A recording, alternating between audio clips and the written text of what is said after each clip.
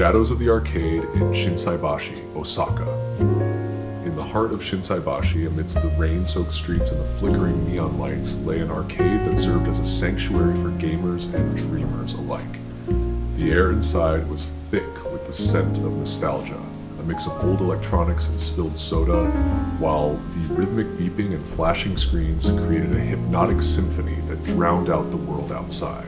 Asai Jackpot Yamada, a man with an enigmatic aura and a wit sharper than the edge of a blade, sat poised at an arcade cabinet, his eyes fixed on the glowing screen before him, a lit cigarette resting in an ashtray nearby. The soft glow from the cabinet cast shadows on his face, highlighting the intensity of his concentration. As the rain tapped a rhythmic melody against the arcade's windows, the door swung open, and in stepped a young woman, her face streaked with tears, her eyes shimmering with unshed emotion. The patrons of the arcade turned their heads, their gazes drawn to her presence as she moved further into the room. Despite her disheveled appearance, there was a quiet strength to her as she approached Asahi, a haunting beauty that captivated all who beheld her. She couldn't have been more than 19, with delicate features framed by cascading waves of ebony hair that fell in disarray around her shoulders. Her eyes, dark as the night sky, held a depth of emotion far beyond her years, a silent testament to the pain she carried within her. She was dressed in a black sport dress, paired with sport shoes boasting a raised platform that added height to her frame, accentuating her presence in the room. The neon lights reflected off the wet pavement outside, casting an ethereal glow that seeped into the arcade, creating a surreal atmosphere. "Excuse me," she spoke, her voice trembling with emotion. "Are you Asai Yamada?" Asai's eyes widened in surprise at the sight before him. "Yeah, that's me," he replied, his voice soft with concern. "Are you okay?" She didn't answer his question directly, instead diverting the conversation to the arcade cabinet in the corner that housed Street Fighter II Turbo. "I hear you're quite the legend around here," she said, her tone slightly shaky but determined. "Care to show me what you've got?" Asahi hesitated for a moment, unsure of what to make of the woman's sudden change in demeanor, but he nodded nonetheless, a flicker of curiosity igniting within him. As she approached, she noticed the lit cigarette in the ashtray beside him, and with a graceful gesture she reached out and extinguished it, a silent sign of respect. As they made their way to the Street Fighter cabinet, the air seemed to thicken with anticipation. The arcade's fluorescent lights flickered intermittently, casting an almost ghostly pallor over the scene. Asahi couldn't shake the feeling that there was more to the woman's story than met the eye. They exchanged casual banter as they walked, but beneath the surface, a silent understanding passed between them, a recognition of shared pain and hidden secrets. Once they reached the cabinet, Asahi selected his character with a practiced hand, while the woman observed with a mixture of sadness and determination. As the game began, their fingers danced across the buttons, each move executed with a precision born of years of practice. With each round, the woman's confidence grew, her tears replaced by a fierce determination to win. The sounds of their battle, sharp clicks, the hum of the machine, and the occasional exclamations, blended with the ambient noise of the arcade, creating a unique soundtrack to their encounter. Finally, after several intense matches, they paused to catch their breath, the arcade's lights casting long shadows across the room. Asahi turned to the woman, a question burning on his lips. "How did you become so good at this game?" he asked, his voice gentle but curious.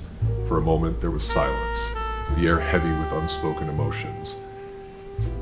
As she walked towards the exit, she stopped at the doorway, her gaze lingering on Asahi's face. "My dad used to love this game," she replied, her voice barely above a murmur.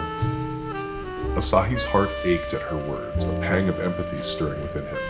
He reached out a hand, a silent gesture of comfort and understanding. And as she stood framed in the doorway, her gaze locked with his, Asahi knew that their meeting was no mere coincidence, but the beginning of a bond forged in the depths of sorrow and the flickering glow of the arcade lights. The rain continued to pour outside, creating a soft, steady rhythm that that seemed to echo the unresolved emotions hanging in the air. As the woman disappeared into the night, Asahi remained standing, the soft hum of the arcade machines around him, a reminder of the fleeting yet profound connection they had shared.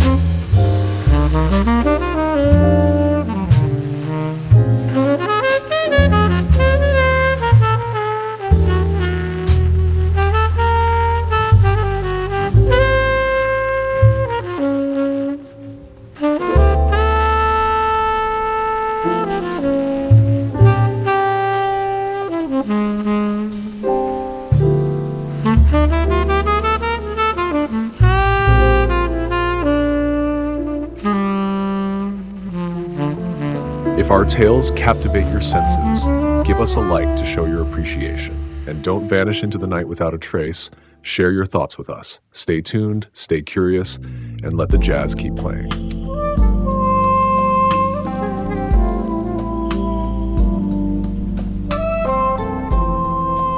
Kenzo had always envisioned his move to Kyoto as a leap into the unknown, a stark departure from the quiet rhythms of the countryside. His new apartment, perched on the third floor of an old, brooding building in the heart of the city, was a labyrinth of shadows and half-light, the kind of place where secrets seemed to linger in the corners and the air felt heavy with untold stories. As he unpacked the last of his belongings, a sense of disquiet settled over him. The walls, painted a deep shade of gray, seemed to absorb the sparse light from the paper lanterns outside, casting long, languid shadows across the room. The wooden floors creaked underfoot, a constant reminder of the history embedded within the building. The clock struck midnight, and Kenzo decided to take a break. He stepped out onto the balcony, seeking a breath of the cool night air. The city stretched out before him, a sea of twinkling lights and distant murmurs. The courtyard below was a patchwork of darkness and pale light, the kind of place where whispers and hushed conversations might be exchanged under the cover of night. It was then that he saw her. On the balcony beside his, a woman stood with her back to him.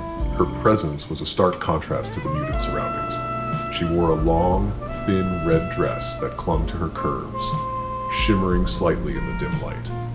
The dress was unzipped, exposing the smooth expanse of her back, and one strap hung loosely off her shoulder, teetering on the edge of falling. The sight was both intimate and arresting, as if he had stumbled upon a private moment suspended in time. She raised an e-cigarette to her lips, the soft blue glow a brief, ethereal contrast to the darkness. Her hair, a cascade of dark waves, tumbled down her back, further highlighting the exposed skin. As she exhaled, the vapor curled and dissipated into the night air, adding to the surreal quality of the scene. Kenzo found himself unable to look away. There was something mesmerizing about her, a dangerous allure that pulled at him. She turned slightly, revealing her profile, high cheekbones, almond-shaped eyes that hinted at untold stories, and full lips painted a deep, sultry red. Her skin was smooth and porcelain-like, a flawless canvas that seemed to capture the moonlight. There was an intriguing blend in her appearance. She looked predominantly Japanese, yet with an undercurrent of warmth and passion reminiscent of a sun-kissed sunset on distant shores. Their eyes met across the void. Her expression was inscrutable, a mixture of boredom and something else, something darker that Kenzo couldn't quite place. Her gaze held his, conveying a silent message he couldn't decipher. "Sayaka, come here!" A man's voice suddenly cut through the night, harsh and commanding. She turned her head slightly, but not before giving Kenzo one last lingering look. Her eyes held his, a fleeting connection that felt charged with unspoken words. With a graceful turn, she slipped back into her apartment, the strap sliding further down her arm as she disappeared inside, leaving the balcony empty and the night feeling suddenly colder. Kenzo stood there, the name echoing in his mind. Sayaka. Now he knew her name. As he stepped back inside, closing the door behind him, he couldn't shake the feeling that he had just glimpsed a fragment of a story far more complex and dangerous than he could have ever imagined.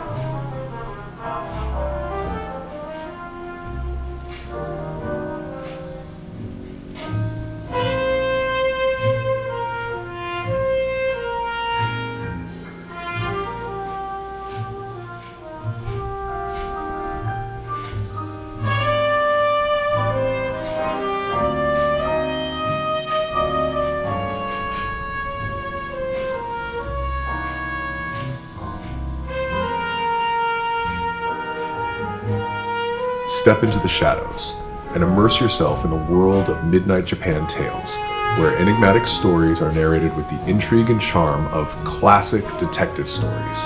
If you crave the excitement of mystery and the smooth allure of jazz, hit that subscribe button and light up your notifications like a neon sign on a rainy Tokyo night.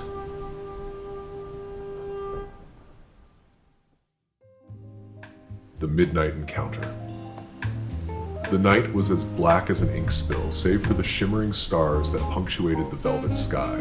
It was the kind of darkness that seemed to swallow everything whole, only to spit out the occasional glow of campfires scattered across the park. I found myself camping alone, seeking solace in the isolation and the sporadic crackle of firewood burning. The flames danced like ghosts in the breeze, their warmth a welcome reprieve from the chill that crept through the air. I was lost in the symphony of nature, the chirping of crickets, the rustling of leaves, when I saw her. She appeared from the shadows like an apparition in the moonlight. She moved with a grace that seemed almost otherworldly, each step deliberate and soft on the mossy ground. Her outfit was a clear indication of her inexperience, thin leggings that clung to her legs, providing little protection against the night chill, and an oversized yoga sweatshirt that hung loosely over her frame.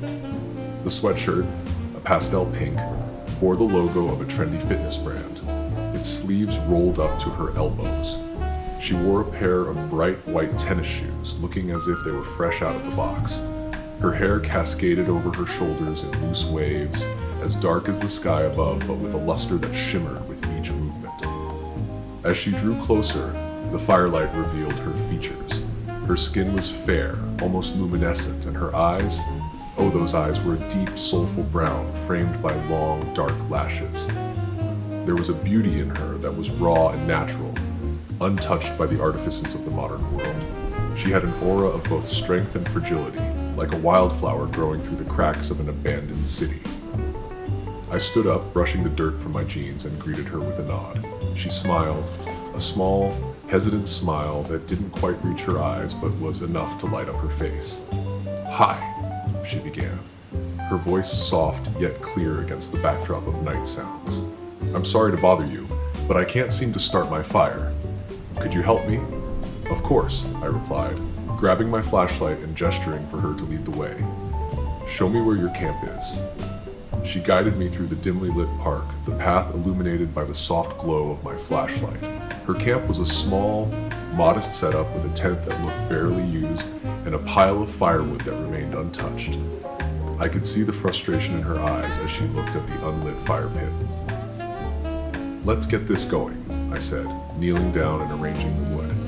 I explained each step as I went along, showing her how to build a proper structure for the fire. With a few strikes of the flint, sparks caught on the kindling, and soon enough a small flame began to grow.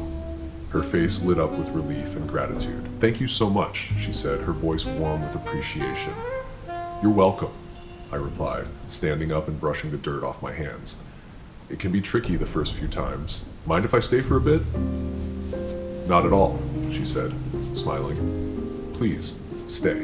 We settled down by the newly built fire, its flames casting a warm glow on our faces. The crackling of the fire filled the silence as we both got comfortable. The flames threw flickering shadows on her face, highlighting her delicate features and the hint of a smirk playing on her lips. "You come here often?" she asked, her eyes fixed on the fire. "Actually, I live nearby. This park is like a second home to me. Just needed to get away for a bit," I said, trying to sound casual. She nodded, as if she understood completely. "I'm trying this out for the first time. Saw an article in a magazine about the benefits of camping and thought I'd give it a shot." I looked up, following her gaze to the stars. They seemed brighter out here, away from the suffocating glow of city lights. The constellations were sharp and vivid, telling their ancient stories in silence. "So, what brings you out here?"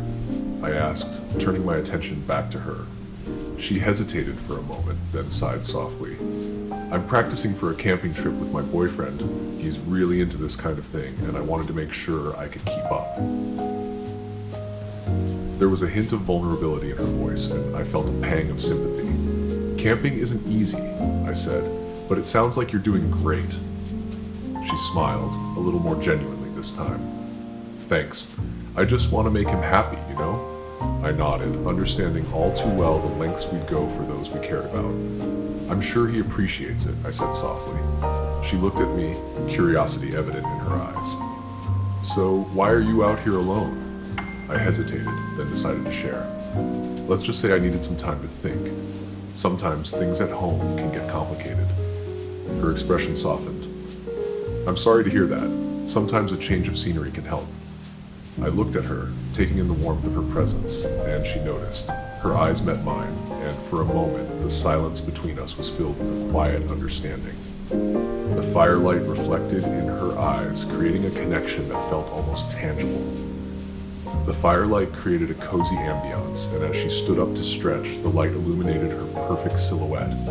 The shape of her body against the fire was almost mesmerizing, casting long shadows that danced on the ground. As the fire dwindled to glowing embers, the night grew colder, but her presence was a warmth that stayed with me. When the first light of dawn began to break, I stood up, brushing the dirt off my jeans. I should get back, I said, a hint of regret in my voice. Thanks for the company. It was nice talking to you. She smiled, her eyes twinkling in the early morning light. With that, I disappeared into the fading darkness, leaving her with the promise of another encounter in the memory of a night spent under the stars.